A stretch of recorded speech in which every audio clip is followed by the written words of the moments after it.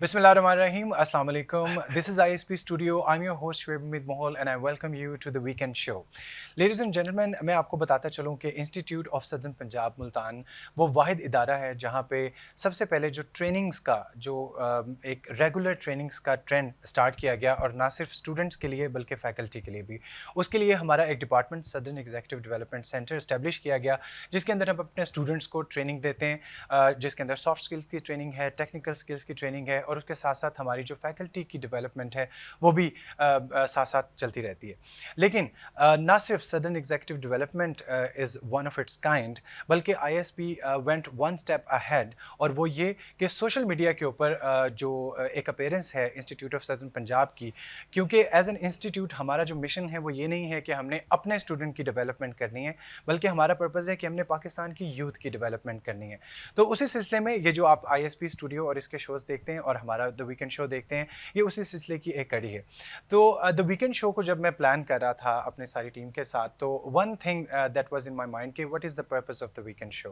The purpose of the weekend show is making the lives of youth easier. ठीक है कि कोई ना कोई उनको वैल्यूबल चीज़ हो, क्योंकि एंटरटेनमेंट आपको बहुत सारी जगहों से मिल जाएगी लेकिन जो इन्फॉर्मेशन है, the right information, the right exposure और ऐसी चीज़ें, ऐसी बातें जिनसे आप लोगों की ज़िंदगी बेहतर हो सके और आप लोगों के लिए आसानी पैदा हो सके, वो हम कोशिश करते हैं कि अपने द वीकेंड शो के अंदर उन चीज़ों के ऊपर बात करें। तो इसी सिलसिले की कड़ी और हमारा एक बहुत इंपॉर्टेंट सेगमेंट जो कि है द एक्सेप्शनल, आज हम स्टार्ट ही उसी से करेंगे।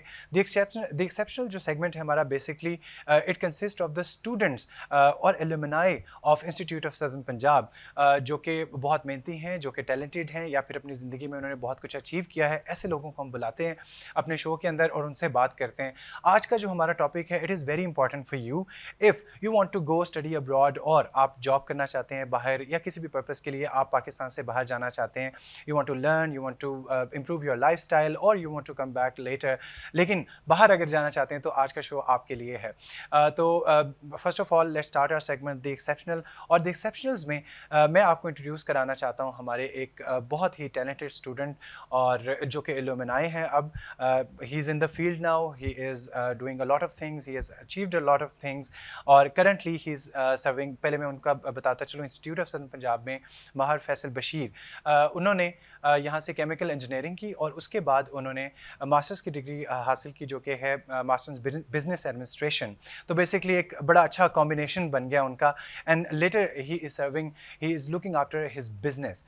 तो without further do let's meet our today's the exceptional Mahar Faisal Bashir. अस्सलाम वालेकुम। वालेकुम अस्सलाम सर, कैसे हैं? ठीक ठाक, अल्लाह का शुक्र। सबसे पहले thank you very much show में आने के लिए और दूसरी बात ये कि आपके इंट्रोडक्शन में और बहुत सारी चीज़ें जो कि हम आपसे आहिस्ता आहिस्ता जानेंगे कि क्या ISP में रह के क्या किया और उसके बाद क्या किया। पहला क्वेश्चन मेरा ये कि केमिकल इंजीनियरिंग की फील्ड बिल्कुल डिफरेंट और उसके बाद जो बिजनेस एडमिनिस्ट्रेशन की फील्ड है वो बिल्कुल डिफरेंट, तो क्या जहन में आया, क्यों? सर मैंने सबसे पहले हम लोग आए हैं तो मैं ये बताना चाहूँ कि हमारा पहला सेशन ही था केमिकल इंजीनियरिंग। ISP ने 2013 में सबसे पहले शुरू की, उसमें हम पहले स्टूडेंट्स थे। ठीक। 2013 से 17 तक हमने डिग्री की। ISP में पहली दफ़ा केमिकल इंजीनियरिंग स्टार्ट हुई, वो की। फिर उसके बाद फील्ड में जॉब की मैंने कोका कोला में एज ए इंजीनियर। अच्छा, स्टडीज़ के दौरान ही? नहीं, लास्ट सेमेस्टर वाइज में। ठीक है। तो उसमें सबसे अहम चीज़ ये थी कि हमें जो गाइड किया गया था, ये CDC डिपार्ट जो बना है उसमें मोहसिन साहब ने हमें बताया कि जॉब, जी मोहसिन शेर साहब ने, कि जॉब्स कैसे करनी है, CV कैसे बनानी है। हमने CV बना के भेजी मैंने कोका कोला में, तो वहाँ से मुझे इंटर्नशिप की ऑफ़र आई। तो फिर उसके बाद मैंने वहाँ जॉब की। ठीक है। वहाँ पे मैंने देखा कि HR डिपार्ट है, उसमें मैंने MBA मार्केटिंग स्टार्ट की जॉब के साथ साथ। मकसद तो मेरा था इंडस्ट्रियल जॉब के हवाले से, लेकिन सर ने जो उनका हर वीक में एक लेक्चर होता था जो हमें गाइड करते थे, उससे हमें बहुत चीज़ें सीखने को मिली। वो भी हमारे दौर में सबसे पहले ही आया था। सदर्न एग्जीक्यूटिव डेवलपमेंट सेंटर ये तभी स्टार्ट हुआ था। तब से स्टार्ट हुआ, फिर उसके बाद इसको डे बाय डे आज ये बहुत बड़ा हो चुका है। लेकिन जी इसमें कोई शक नहीं है कि उससे जो स्टूडेंट्स को गाइड मिली है पढ़ने के अलावा, जो चीज़ें सीखने को मिलती है, पढ़ा तो सब कुछ देते हैं, बिल्कुल, लेकिन जो चीज़ें सीखने को मिली हमें वो यहाँ से मिली हैं। बिल्कुल। ये आप लोगों के सामने वो स्टूडेंट हैं जो कि गुजर के गए हुए हैं इस प्रोसीजर से कि तालीम सिर्फ ये नहीं होती कि आपने अपनी फील्ड की बुक्स को पढ़ना है, तालीम और तरबियत हमेशा साथ होती है कि दूसरी जो स्किल्स हैं, और आज ही हमारे स्टूडेंट जब हमें बताते हैं तो हमें बहुत अच्छा लगता है, यानी आवर जॉब इज़ डन। हमें खुशी होती है कि अच्छा जिस चीज़ के ऊपर मेहनत कर रहे हैं वो आपने खुद बताया कि it help you a lot. तो MBA का इरादा कैसे बना? सर ये ऐसे था कि इंडस्ट्रियल जॉब थी, एक लेक्चर होता था सर का, उसमें वो डेली हमें कोई ऐसी नई चीज़ बता देते, आज ये है कल आप ये करोगे, बाकी हम लेक्चर छोड़ देते थे। इंजीनियर साहबान मोस्टली जो भी होते हैं वो लेक्चर कम लेते हैं। अच्छा, लेकिन जब से ये डिपार्ट बना है उसमें रश होता था क्लास में, सही है, सर की बात सुनने के लिए। ठीक। उसके बाद फिर ये हमने अपना बिजनेस शुरू किया, उसमें ये कंसल्टेंसी है। कंसल्टेंसी में मेरे भाई ने मुझे बहुत अच्छा गाइड किया, बड़े हैं माजिद बशीर जो MD हैं हमारे, उन्होंने गाइड किया। फिर इसमें और फील्ड में आया तो वो इंडस्ट्रियल जॉब और ये मार्केटिंग जॉब में डिफरेंस है, इस वजह से फिर मैंने ये MBA मार्केटिंग। अच्छा, आपने यानी कि फैमिली बिजनेस को आपने टेकअप किया। और मैं बहुत सारे स्टूडेंट्स ना बेचारे कंफ्यूज होते हैं कि अच्छा मैंने पढ़ तो इंजीनियरिंग ली है या फिर CS पढ़ ली है, तो अब मैं ये क्या बिजनेस नहीं कर सकता?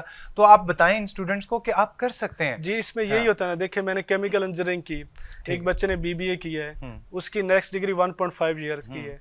मैंने केमिकल इंजीनियरिंग की, मैंने बेसिक सब्जेक्ट नहीं पढ़े थे, फिर उसके लिए मेरी डिग्री 3.5 ईयर्स की हुई अच्छा। है। उसमें पहले बेसिक आप उसके बिजनेस के पढ़ते हैं, बिल्कुल। जब आपकी उसके इक्वल सब्जेक्ट्स हो जाते हैं फिर आप डिग्री में आते हैं। तो टाइम पीरियड्स, प्रैक्टिकल, वो सारी चीज़ें चेंज हो सकती हैं। इसी तरह आप इंटरनेशनल भी जाना चाह रहे हैं, स्टूडेंट्स होते हैं जिन्होंने MBA किया होता है, वो कहते हैं कि जी हम अपनी फील्ड में किसी और में जा सकते हैं, तो वो भी जा सकते हैं। मतलब फील्ड को चेंज किया जा सकता है ना, आपको जो बेहतर लग रहा है आप उसकी तरफ जाएं, जाहिर है। अच्छा, अब सबसे पहले आपका जो बिजनेस है कंसल्टेंसी के बारे में, कौन कौन सी कंसल्टेंसी आप प्रोवाइड करते हैं? यानी कि मैं जानना चाह रहा हूँ आपकी एक्सपर्टीज किस किस चीज़ के? जी, हमारे पास मोस्टली यूरोप है जिसमें फ्री एजुकेशन है और गवर्नमेंट यूनिवर्सिटीज़ में हम एडमिशन करवाते हैं। अच्छा, फ्री ऑफ कॉस्ट एडमिशन है और साथ स्टाइपेंड मिलता है। वो बच्चों को नहीं पता कि भी स्टाइपेंड वैसे ऐड देखेंगे तो वहाँ नहीं नजर आएगा, वेबसाइट पे भी नहीं नजर आएगा। ठीक है, क्योंकि जो फिजिकल वहाँ पे है, वहाँ पे इंटरनेशनल स्टूडेंट्स को 5200 यूरो स्कॉलरशिप देते हैं इटली गवर्नमेंट। जर्मनी में भी एज इट सेम है। बाकी हमारे पास जो इंग्लिश कंट्रीज हैं, UK, USA, ऑस्ट्रेलिया, कनाडा, उनके अंदर फीसेज हैं। अच्छा, जो बच्चे अफोर्ड कर सकते हैं, उनका ड्रीम है कि हमने UK जाना है, और मिडिल क्लास फैमिली से हैं, वो कहते हैं बच्चे अफोर्ड नहीं कर सकते, तो वो यूरोप जाएं। यूरोप में एजुकेशन फ्री है, ओवरऑल एजुकेशन फ्री है वहाँ पे। अच्छा, और फ्री के साथ साथ स्टाइपेंड भी है। स्टाइपेंड ऐसे नहीं है कि एक आपको मेरिट बेस पे स्टाइपेंड मिलता है और एक नीड बेस पे स्टाइपेंड मिलता है। जो लाजमी आपको मिलेगा वो नीड बेस है, और जो मेरिट बेस पे है वो आपको मंथली वाइज मिलेगा। पहली बात तो हमें ये पता चली कि अगर if you belong to middle class family या फिर रिसोर्सेज नहीं होते, ज़्यादातर हमारा मसला वैसे रिसोर्सेज का होता है, सबके पास इतने लाखों करोड़ों रुपए नहीं होते, क्योंकि मेरे ख्याल में फैसल जिसके पास इतना इन्वेस्टमेंट है वो तो वैसे भी उसके लिए आसान होता है। ऐसा है? जी, मुझे वैसे ज़्यादा पता नहीं है, तो आपने जिसके पास सर पैसे हैं वो यहाँ भी पढ़ सकता है। वो कहते हैं कि आप यहाँ करें, उसका यहाँ अमेरिका लगा। और जो बच्चे हैं जिनका ड्रीम है बाहर जाने का, अपनी फैमिली को सपोर्ट करने का। अब एक बच्चे ने, मैंने लाइक केमिकल इंजीनियरिंग की, अब मैं MS केमिकल के लिए जाना चाह रहा हूँ। यहाँ से मैंने इंजीनियरिंग के ड्यूरेशन में भी पैसे घर से लेता रहा हूँ। अगर मेरा इटली में एडमिशन हो जाता है तो गवर्नमेंट मुझे 10,70,000 स्कॉलरशिप देगी नीड बेस पे। एजुकेशन मेरी फ्री है, तो ये तो ज्यादा बेहतर ऑप्शन। हाँ जी, और इसमें ऑप्शन भी है, अगर आप वहाँ पे जॉब आपको हो जाती है, वाइट कलर जॉब मिलती है, तो आप पीयरशिप की तरफ मूव कर सकते हैं, परमानेंट रेजिडेंस, उसमें आपको वो मिल सकती है। अच्छा, मैं इन बातों पे ज़रूर आऊँगा बाद में, लेकिन मुझे पहले मैं अपनी ऑडियंस के मुताबिक सवाल पूछता होता हूँ कि मेरी ऑडियंस के जो जहन में है ना, सबसे पहले तो आप बताएं कि कौन से लेवल पे आपको अप्लाई करना चाहिए, इंटरमीडिएट के बाद करना चाहिए या बैचलर्स के बाद, या पूरी स्टडी कब, when is the right time कि आप अप्लाई करो स्टूडेंट के लिए? ये ऐसे होता है कि आप इंटरमीडिएट के बाद भी अप्लाई कर सकते हैं, लेकिन मैं कहूँगा कि आप जब लाइक यूनिवर्सिटी से डिग्री की है, आप मैच्योर हो चुके हैं, तो आप MS के लिए जाएं ताकि आप फैमिली को सपोर्ट करें। जॉब्स अगर यहाँ नहीं है तो वहाँ आपको वर्किंग आवर्स अलाउ होते हैं, काम कर सकते हैं आप ड्यूरिंग, वहाँ पे वेज रेट होता है। यूरोप में अगर आप 1 घंटा काम कर रहे हैं इटली में तो आपको 8 यूरो पर आवर्स देते हैं। ठीक है। लीगली आप 4 घंटे काम कर सकते हैं, स्टडी के अलावा 4 घंटे काम कर। यूरोप की बात बता रहे हैं यूरोप की बात बता रहे हैं, वहाँ पे आपको 8 यूरो पर मील। तो यानी कि अगर हम 4 घंटे भी काम करें तो मंथली हमारा अच्छा वहाँ पे सिस्टम बन जाता है, इजीली हो जाता हम है, अपने अखराजात उठा सकते हैं, इजीली हो जाता है क्योंकि वहाँ पे आपको स्टाइपेंड मिल रहा है ऑलरेडी, रेजिडेंस आपको उसमें से आप पे कर रहे हैं। आप अगर उसमें खा पी रहे हैं और लग्जरी ज़िंदगी गुजारना चाह रहे हैं तो आप 4 घंटे काम करें, इजीली आप अर्न कर सकते हैं, घर भी सपोर्ट कर सकते हैं। बड़ी बड़ी अच्छी ऑप्शन आपने बताई है। अच्छा, अक्सर मैंने लोगों को फैसल सुना है कि अच्छा जी अमेरिका जाना है पढ़ने के लिए या फिर यूके जाना है, और कनाडा एक और कंट्री का जहन में होता है, और ऑस्ट्रेलिया। तो यानी आपका कहना है कि इन 4 कंट्रीज़ के अलावा भी हमें कोशिश करनी चाहिए कि हम यूरोप में अगर जाएँ तो हमें ज़्यादा फ़ायदा है यूरोपियन दूसरी कंट्रीज़ में। देखिए सर, उसमें नो डाउट कनाडा बहुत अच्छा है, ठीक है, वहाँ आप जा रहे हैं, लेकिन बच्चे के पास वो इतने है अमाउंट तो वो जा सकता है, लाइक 25 से 30 लाख वहाँ पे ब्लॉक अकाउंट है। तो कनाडा में स्कॉलरशिप्स नहीं आती जिसमें कनाडा में स्टाइपेंड भी हो? स्कॉलरशिप, जी स्कॉलरशिप आती हैं, लाइक उसमें अब एक स्कॉलरशिप आई है, उसकी फीस आ रही है 25 लाख। ठीक है, उसमें आपको कह देते हैं कि हम आपको 10 लाख का स्कॉलरशिप दे रहे हैं, बाकी तो आपको 15 लाख तो आपने पे करना है फीस। मेरे जैसा बंदा कहाँ से लेके जी ऐसे इसमें कोई शक नहीं है, वो कैसे पे करें। हाँ, बहुत प्रॉब्लम हो जाता है। तो इसका ये मतलब है कि यूरोपियन कंट्रीज और आप 4 लाख में इटली चले जा सकते हैं इजीली। अच्छा, ठीक है, तो पहले तो मुझे भेजें ना। जी क्यों नहीं, आप 4 लाख में इटली चले जाएंगे। मैं प्रोफेशनल्स की तरफ भी आता हूँ, अभी हम स्टूडेंट की बात करते हैं कि आपने कहा कि बैचलर्स करके यहाँ से उसके बाद आप अप्लाई क्योंकि करें। स्टूडेंट मैच्योर होता है उस टाइम। हाँ। अब एक बच्चे को आप एफएससी लेवल पे भेज रहे हैं, उसने काम नहीं करना, वो घर वालों को कहेगा ये मुझे मुश्किलात हैं, वो घर वालों को और तंग मेरे ख्याल में बाहर रह के वो फिर जाहिर है उस टाइम मैच्योर नहीं होता ना, तो बिगड़ भी सकता है या फिर और बहुत सारी चीज़ों में पड़ जी सकता उसने है। डिग्री का उन्हें नहीं पता क्या कर रहा है क्या नहीं कर रहा। अब जिसने यहाँ 4 साल डिग्री की है पॉइंट आपका उसको बहुत कुछ सीखा बैठा होना है। और फिर बैचलर्स के बाद मेरे ख्याल में बच्चा थोड़ा सा सोचने लग जाता है कि आगे मैंने फ्यूचर में जी क्या अब करना मैं है, उसका और ये माइंड बन जाता है या मैंने जॉब करनी है, अगर मैं बाहर पढ़ रहा हूँ तो मोस्टली स्टूडेंट ये होते हैं। अब जो बैचलर वाला है उसका माइंड ऐसा होता है कि अगर वो काम करता रहेगा वो पढ़ेगा नहीं। हाँ जी, हाँ जी, हाँ जी। बैचलर में आपका जो मास्टर डिग्री प्रोग्राम है वहाँ पे आप 2 दिन क्लास है, 3 दिन। बैचलर में आपकी ऑनवर्ड 3 से 4 दिन क्लास है। ओके, ये भी डिफरेंस है, जाहिर सी बात है कि बैचलर्स में ज्यादा कोर्सेज पढ़ने पड़ते जी हैं। वो उसमें आपने कोर्सेज ज़्यादा पढ़ने हैं। आज हमारे पास फैसल आए हुए हैं तो आज बहुत फ़ायदा उठाना है हमने उनसे। तो फैसल हमें स्टेप बाय स्टेप गाइड बताएं कि जैसे मिसाल के तौर पे एक बच्चा है, ग्रेजुएशन का एक स्टूडेंट है, तो how he is going to apply, कितनी फ़ीस लगती है, कितने पैसे लगते हैं, अगर आप कंसल्टेंसी के थ्रू जाना चाहते हैं, अगर क्या मेरा ये भी सवाल होगा कि कंसल्टेंट के अलावा भी जा सकते हैं हम लोग? जी उसमें जा सकते हैं। तो व्हाट आर द स्टेप्स जो क्या करें? जी वही काम कंसल्टेंट ने करना होता है जो बच्चा खुद कर लेता है। वो अपनी आप ये बीइंग कंसल्टेंट कह रहे हैं जी कि फिर तो आपका बिजनेस ही खत्म हो सर जाएगा। बिजनेस ऐसे ना, इसमें हम एक्सपर्ट हैं। अगर आप अप्लाई करना चाह रहे हैं आपको नहीं पता, अब जैसे मैं आपको इटली के बता रहा हूँ नीड बेस्ड स्कॉलरशिप का नहीं, उस पर कहीं मिलेगा ही नहीं। एक्सपर्ट, और आपको टिप्स एंड ट्रिक्स भी पता होते हैं ना। जी अब देखिए उसमें एक एसओपी लिखा होता है, ठीक है, स्टेटमेंट ऑफ पर्पस, जो हमने आपकी एक प्रोफाइल बना के भेजनी होती है लिख के कि ये है। उसमें वर्डिंग होती है, कुछ में आप 212 वर्ड लिख के भेजें, उनकी रिक्वायरमेंट है। अच्छा। आप लिख देते 512, वो आपका रिजेक्शन आ जाती है कि आपने एसओपी सही नहीं लिखा। सही है, तो ये हमें तो नहीं पता होगा नॉर्मल बंदे को। वो यही होता है, स्टूडेंट्स तो देखते हैं कि जी मैं इसको बहुत बड़ा बड़ा करके लिखूं, शायद मुझे मेरा अच्छा हो जाएगा और मुझे मिल जाएगा। उनकी रिक्वायरमेंट्स, हाँ जी उनकी रिक्वायरमेंट्स आपको पता होनी चाहिए deeply.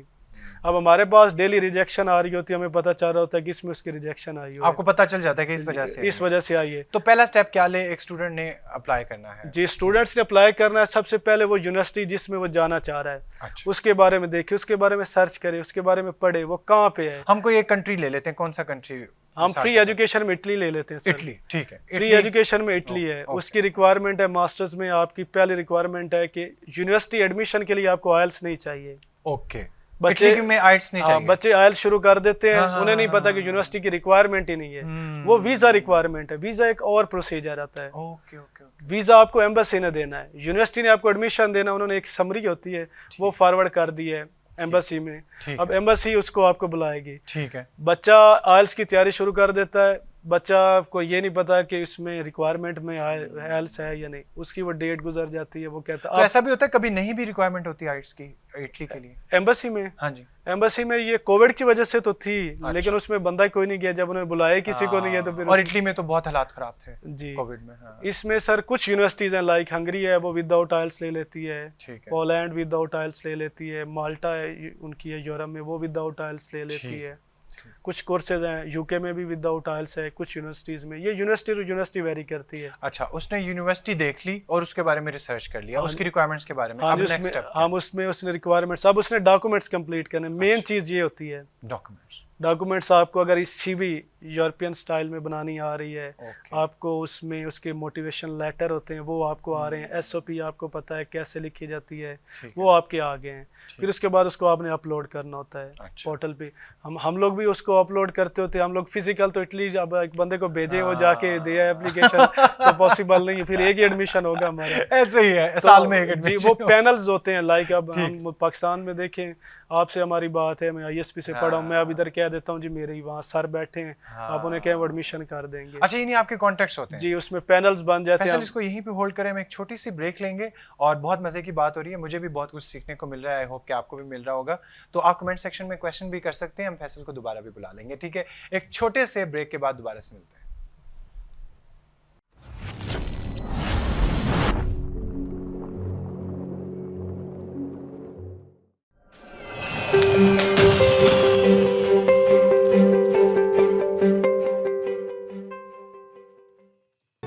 Institute of Southern Punjab Multan, the largest and pioneer degree awarding institute in South Punjab region.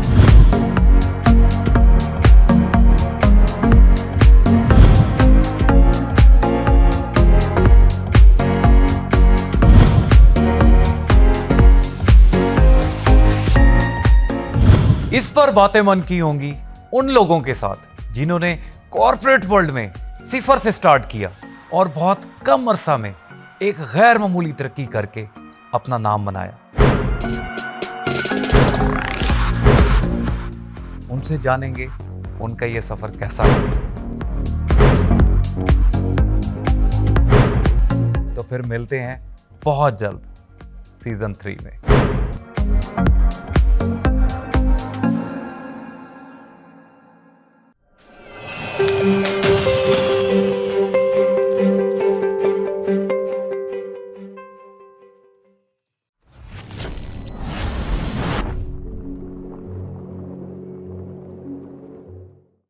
Welcome back after the break. हम बात कर रहे हैं कि अगर आपने बाहर पढ़ने के लिए जाना हो तो उसके लिए जो स्टेप बाय स्टेप गाइड है वो फैसल हमें कर रहे हैं। तो सबसे पहला जो स्टेप है उन्होंने कहा है कि एक तो if I am not wrong कि यूरोपियन कंट्रीज़ को आप परसू किया करें, क्योंकि यूके, अमेरिका, ऑस्ट्रेलिया यहाँ जाना हर किसी का ख्वाब होता है। बहुत अच्छे कंट्रीज़ हैं, लेकिन ये सिर्फ they are not the only good countries. बहुत सारे यूरोपियन कंट्रीज़ बहुत ज़्यादा सपोर्ट करते हैं आपको। तो फैसल का कहना है कि आपको यूरोपियन कंट्रीज़ की तरफ, जैसे मिसाल के तौर पर इटली में, तो वहाँ पर अप्लाई करें। और पहला स्टेप है यूनिवर्सिटीज़ के बारे में रिसर्च करें, और दूसरा हम बात करें डॉक्यूमेंटेशन के बारे में। अब कौन कौन से डॉक्यूमेंट्स, ये हम पूछते हैं फैसल से। जी फैसल। जी सर, उसमें डॉक्यूमेंट्स में आपके मेन चीज़ें जो आपकी होती है, आपने यूनिवर्सिटी से रेफरेंस लेटर बनवाना होता है, सीवी होती है, एसओपी लिखना होता है।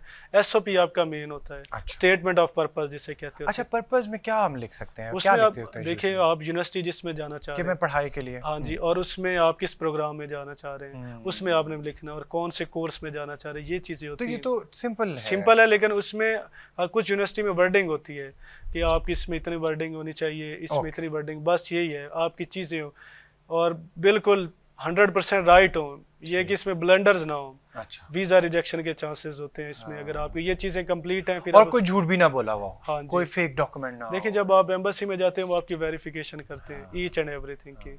आपको अपॉइंटमेंट दी है, टाइम मिला है सर आपको 15 जुलाई का, ठीक है, उस टाइम तक जो आपका इंटरव्यू लेने वाला है वो आपकी ईच एंड एवरीथिंग पे आपको देख ही बैठा। अच्छा, कि उसने हर चीज पे उसने पॉइंट्स बनाए बैठो, मैंने क्या पूछना है, वाह, ठीक, क्या क्या करना है, ये बच्चे ने कैसे कैसे बनाया। वो जाते साथ ही आपसे पूछते हैं आपकी स्टेटमेंट क्या थी, आप क्या थे, आप क्यों जाना चाह रहे हैं, तो वहाँ झूठ नहीं चलेगा, वहाँ क्या करना है आपने जाके, आप क्यों इटली, आप पाकिस्तान से इटली क्यों जाना चाह रहे हैं।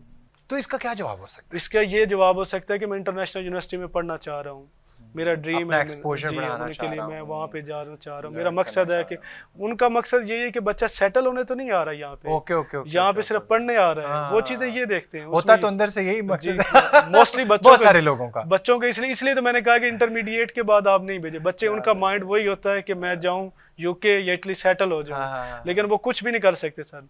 वो जाते हैं या काम करना शुरू कर देते हैं, या इसी चीज पैसा आ रहा होता है ना उस टाइम। अच्छा, वो क्लासेस नहीं होते उनको, एक यूनिवर्सिटी देती होती PSW, post student work visa, okay, वो डिग्री के बाद मिलता होता है। ठीक है। बच्चे ऑस्ट्रेलिया में 2 साल का मिलता है मेरे ख्याल ऑस्ट्रेलिया में में 3 साल का अच्छा मिलता है। 3 साल का मिलता है, जी। ठीक है। और इसमें यूरोपियन कंट्रीज में भी यूरोपियन में 2 साल का होता है, 18 मंथ का होता है, 18 मंथ का होता है। उसमें बच्चे पहले PSW के में काम करते हैं, फिर उसमें करते PSW में अर्न कर सकते हैं, ठीक है। 24 आवर्स काम कर सकते हैं। अच्छा। उसके बाद वो फिर PhD में अप्लाई करते हैं। जी यानी वो एक्सटेंड करते करते PhD जोरा बॉस सानू रख लो। हाँ जी जी। PhD का आपको पता है वैसे ओवरऑल 3 साल का टाइम पीरियड हाँ होता जी, ठीक है। लेकिन उसके आपके सुपरवाइजर पे डिपेंड करता है, वो आपको कितना जल्दी कर देता है। वो सुपरवाइजर आपका एज ए स्पॉन्सर होता है, वो आपको उससे ज्यादा स्टाइपेंड लगा सकता है, ज्यादा स्कॉलरशिप देना शुरू कर देता है।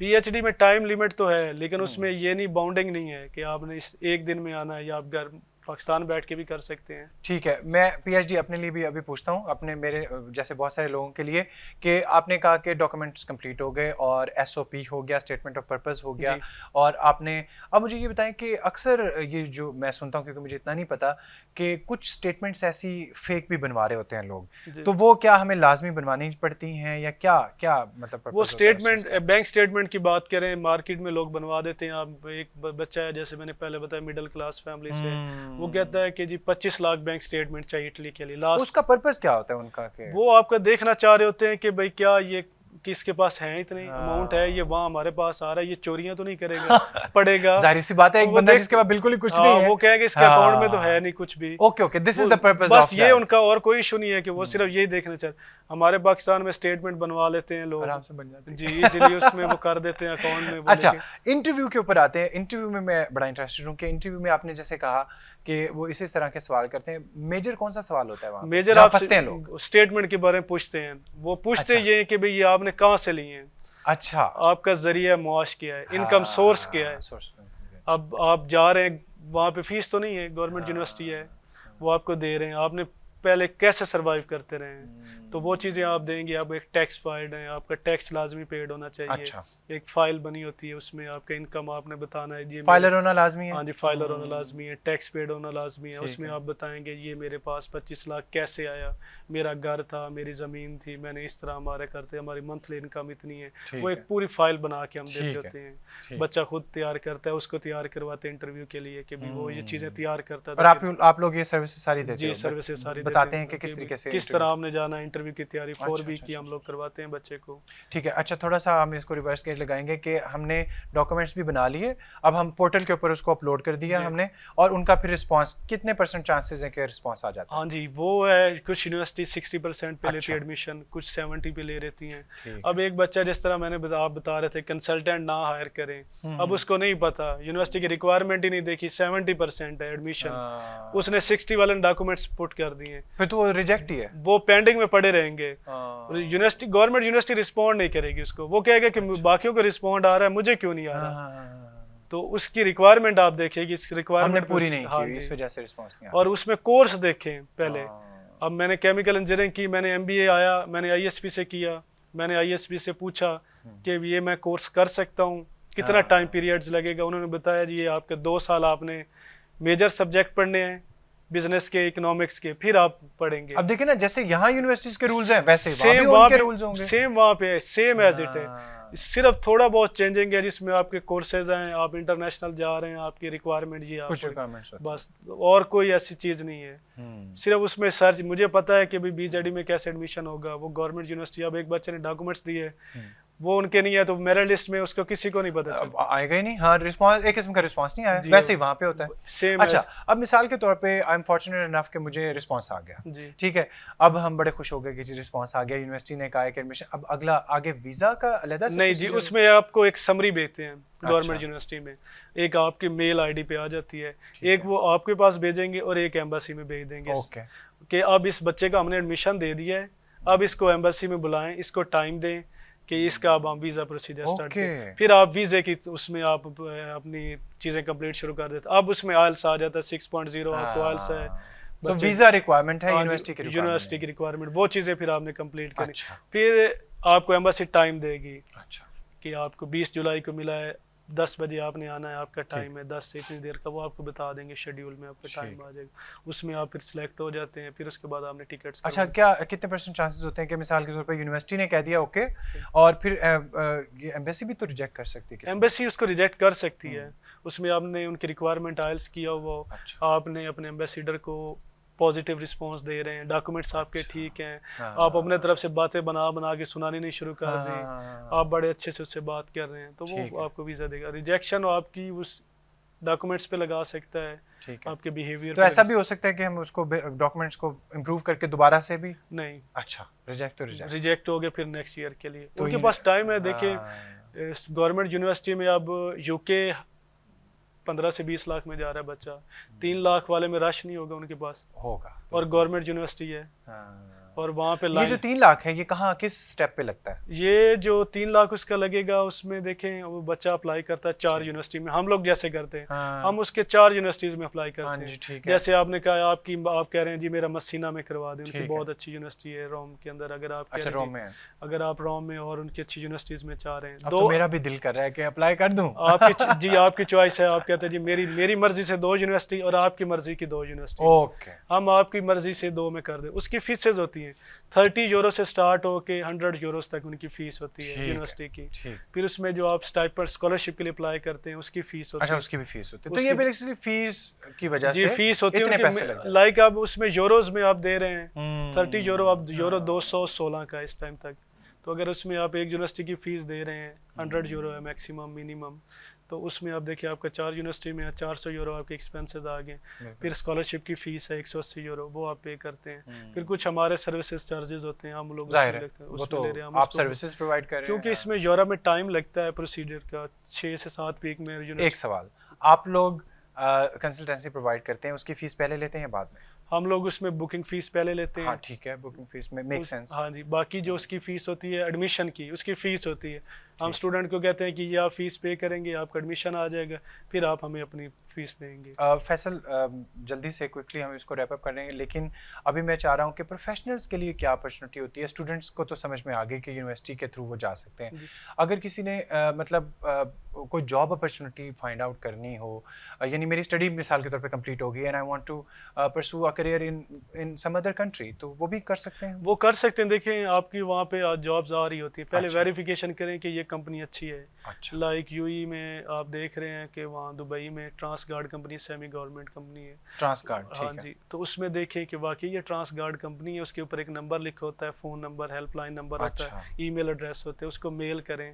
आपको तो नहीं पता कि ट्रांसगार्ड है क्या चीज़, या आप इटली के अंदर अप्लाई कर रहे हैं, आपको ऑफ़र आ जाती है यूनिवर्सिटी के अंदर से, या आपको वैसे किसी फैक्ट्री में जो आपके लोग कह देते हैं वीज़े के लिए, हाँ जी, हाँ जी, तो उसमें आप उसका देखें जो ऑफ़र लेटर दे रहा है आपको, आप उसे कहें जी मुझे ऑफ़र लेटर दिखाएं, उसके ऊपर आपका एक फ़ोन नंबर लिखा होता है और एक ईमेल एड्रेस लिखा होता है ऑफिशियल जो होता है, हाँ जी, उस पर कॉल करें जी इस तरह इन्होंने मुझे कहा है, इतनी मेरी जॉब है, इतनी मुझे सैलरी दे रहे हैं, इतने आवर्स, 8 आवर्स काम है, 12 आवर्स काम है, क्या ये ठीक है? मेरा नाम ये है, फैसल बशीर लाइक की मेरा नाम है, तो क्या मैं इस पर कर सकता हूँ? वो कहते हैं जी ओके, तो आप फिर उस पर कर लें। अदरवाइज तो बहुत सारे लोग होते हैं आपको फेक बना के दे सकते हैं, ये भी हो सकता है। जॉब होती कुछ है, बताते कुछ है, वहाँ जाके बच्चे मजदूरियाँ कर रहे होते हैं, उन्हें पता नहीं होता। तो इस चीज़ में वो ऑफिशियली आप देखिए, उनकी वेबसाइट पे चेक करें, मेक श्योर कि वो कोई ऑथेंटिक, अच्छा हाँ जी, अच्छी फर्म है, जो भी है वो आपको बुला रहे हैं। अच्छा, जब वो ऑफर लेटर देते हैं तो फिर प्रोसीजर आसान हो जाता है? फिर उसके बाद आपको वो टाइम के लिए आप इजीली मिल जाता है, आपको एम्बेसी में टाइम लेना होता है, आपने जाना होता है वीज़े के लिए, फिर वो और रिक्वायरमेंट है, उसमें आपने मिनिस्ट्री ऑफ ओवरसीज़ के पास जाना है, प्रोटेक्टर ऑफिस होता है, उससे आपने उसको लगवाना है, वो उसने चेंज हो जाता है। स्टडी वीज़े में प्रोटेक्टर चीज़ें ये नहीं होती। लास्ट इमिग्रेशन, हाँ जी, और ये जो प्रोसीजर है पढ़ाई के लिए या जॉब के लिए, इसमें से ज़्यादा मुश्किल प्रोसीजर इमिग्रेशन है, राइट? जी, उसी में तो आपको देखो, आप बच्चा जब तक उसको इमिग्रेट नहीं करेगा, जाएगा नहीं, तो उसने तो नहीं कहना कि मेरा एडमिशन हुआ है, उसके लिए तो वो कोई चीज़ नहीं है। नहीं, इमिग्रेशन से मैं कह रहा हूँ कि आप स्टडी के लिए नहीं जा रहे, आप कह रहे हैं कि मैं वहाँ सेटल होना चाह रहा हूँ। हाँ, कि वो बस मुझे वहाँ का वो नेशनैलिटी मिल जाए वहाँ की? उसमें जॉब आपकी होने, आपको वहाँ पे अगर आपको कोई बुला रहा है तो वो आपको अच्छी फर्म बुला रहा है, इमिग्रेशन के लिए बुला रहा है, या इन्विटेशन भेज रहा है, या जॉब का ऑफर लेटर भेज, ये चीज़ें होना चाहिए। जिसका कोई बंदा ही नहीं है वहाँ पे, कोई जानने वाला ना हो, तो फिर वो कैसे कर सकता तो है? फिर वो स्टडी वीज़ा बेस्ट है उसके लिए। अच्छा, उसके लिए एक्सपेंसेस कम है स्टडी वीज़े में। देखिए 3 लाख में अगर आप किसी को कहेंगे मैंने जॉब वीज़े पे इटली जाना है मुझे दें, मार्केट में बहुत लोग मिलेंगे आपको, वो कहेंगे जी आप 40 लाख दे दें हम आपको भेज देंगे, वो पता नहीं किस तो 40 लाख तो मैं वहाँ इन्वेस्टमेंट करके मैं खुद भी। हाँ, तो बस ये चीजें वो आप इससे सबसे बेस्ट वे है। अब जिसने एमएस तो यानी वो जो नकालों से होशियार रहे, यानी मार्केट में ऐसे लोग भी बैठे हैं जो मिसगाइड भी करते जी, बहुत सी, अगर बच्चे ने एमएस किया तो वो पीएचडी के लिए चला जाए। ठीक है, ठीक है। पीएचडी वहाँ 3 साल का स्कॉलरशिप है, फ्री एजुकेशन है वहाँ पे, स्टाइपेंड बहुत है। अब अगर मुझे फैसल पहले हमारी डिस्कशन हुई होती तो मैं फिर पीएचडी वहीं से कर रहा हूँ सर, अगर आप करते होते तो वो ज्यादा अच्छा था कि यहाँ से। चलो हम इसके बारे में मजीद बात करते हैं, ठीक है? ठीक। तो एनी हाउ फैसल हमारे स्टूडेंट हैं, फैसल बशीर हमारा एक रिसोर्सफुल हमारा एसेट है, और हमारे जो इल्यूमिनाई हैं इंस्टीट्यूट ऑफ सदर्न पंजाब के, वो ये नहीं है कि वंस देयर पास्ड आउट तो वो बाय बाय गुड बाय, ठीक है? हमारे स्टूडेंट भी हमें याद रखते हैं और हम भी अपने स्टूडेंट्स को याद रखते हैं। और आखिरी एक मैसेज आईएसपी के लिए, सिंस आप इल्यूमिनाई हो, आप लोगों को बताएं कि आईएसपी के बारे में कि क्या क्या सीखा आपने, कैसा एक्सपीरियंस रहा, और एनी मैसेज फॉर आईएसपी। जी, मैं यही कहना चाहूँगा कि मैं अभी भी बहुत करता हूँ। जब मैं आया हूँ तो इधर यूनिवर्सिटी सिर्फ एक ही थी, आईएसपी थी, सिटी कैंपस था तहसील चौक पे, हमारे एडमिशन हुए, बहुत अच्छी चीज़ सीखने को मिलती है। थोड़ी सी बुराई भी कर रहा हूँ, हम आया में जूस शूस पिलाया गया। अब अगर हम आते हैं तो एडमिशन का इतना रश है अल्हम्दुलिल्लाह, 7 से 8 हज़ार स्ट्रेंथ है, तो एडमिशन टीम वाले कहते हैं जी आप आए लाइन से इस तरह से। तब हम लोग आए थे तो हमें बड़ा प्रोटोकॉल मिला था, हम अभी जूस पी लेते हैं, ये शिकायत भी खत्म कर देते हैं। तो उस टाइम था, लेकिन उस टाइम हम लोग आए थे ब्लॉक ए था। आज माशाल्लाह माशाल्लाह सारे डिपार्ट्स हैं और सारे एचएससी से हैं। मैं पुराना स्टूडेंट हूँ, मैं ये कहूँगा कि जो लोग कहते हैं कि भाई आईएसपी डिग्री नहीं दे रहा, हमें डिग्री भी अल्हम्दुलिल्लाह मिली है, एचएससी ने वेरीफाई भी किया है और बहुत कुछ सीखने को मिला है। हाँ, इस तरह की बातें मार्केट में चलती हम लोग गए जॉब के लिए, वो कहते थे आपने बीजेडी से डिग्री नहीं की तो आपको क्यों जॉब देंगे। अल्हम्दुलिल्लाह कोका कोला में मैंने एग्जेक्टिव जॉब भी की है, मेरे और दोस्त भी एफएफबीएल में जॉब कर रहे हैं, उन्होंने आईएसपी से की है। पाक अरब वाले शुरू में हमें नहीं लेते थे कि आप आईएसपी क्या है, आईएसपी क्यों डिग्री है, लेकिन वही अब एग्जेक्टिव की सीट पे बैठे हैं, क्यों, कौन सी डिग्री है, आईएसपी डिग्री है। तो आईएसपी से हमने बहुत कुछ सीखा है। यहाँ वो चीज़ें आप गवर्नमेंट यूनिवर्सिटी में जाके भी वही आपने डिग्री करनी थी इंजीनियरिंग की, हमने भी वही की है। एचएससी से हमें भी मिली है, वही मिली है। हमारे पास भी एचएससी का नंबर है, उनके पास भी है। उसके ऊपर ये नहीं लिखा हुआ कि भाई वो, अल्हम्दुलिल्लाह हमारे जो स्टूडेंट है, मेरे दोस्त, मैं अपने बताऊंगा कि सारे अच्छी फॉर्म में जॉब करें। एफएफबीएल, फौजी फर्टिलाइजर बहुत अच्छी कंपनी है, बिल्कुल ऐसे है, टॉप की कंपनी। अगर आप देखेंगे इंडस्ट्रियल स्टेट में, क्योंकि मैंने इंजीनियरिंग की है, तो उसमें मेरे दोस्त जॉब कर रहे हैं, पाक अरब में जॉब कर रहे हैं, तो वो आईएसपी से डिग्री करके। सो इंशाल्लाह आईएसपी के जितने भी स्टूडेंट्स हैं, जो लोग सोच रहे हैं एडमिशन लेने का, the future is in front of you माशाल्लाह, इट्स वेरी ब्राइट। और students like you Faisal, they make us proud, और हमें देख के बहुत खुशी होती है। आप लोग जब अपनी ज़िंदगी में इतना कुछ कर रहे होते हो, वो कहते हैं ना कि उस्ताद एक सीढ़ी की तरह होता है, उस्ताद तो वहीं खड़ा है ना, लेकिन स्टूडेंट जो है ना ऊपर जाते हैं, लेकिन उस्ताद को खुशी होती है देख के। It pays of everything. तो आपके जो टीचर्स, चाहे मोहसिन साहब हैं, बाकी सारे टीचर्स इंजीनियरिंग के, they must be very proud of you, ठीक है? और मुझे भी बहुत अच्छा लगा आपसे बात भी करके, और it was very informative. Thank you so much for your time. तो आई होप आप लोगों ने भी बहुत कुछ सीखा होगा। अगर आपके फर्दर क्वेश्चन हैं या आप मजीद इस बारे में आप चाहते हैं कि हम एक और एपिसोड कर लें, तो do let me know in the comment section, और इसको शेयर भी कीजिएगा अपने दोस्तों के साथ। हम नेक्स्ट वीक मिलेंगे, तब तक के लिए अल्लाह हाफ़िज़।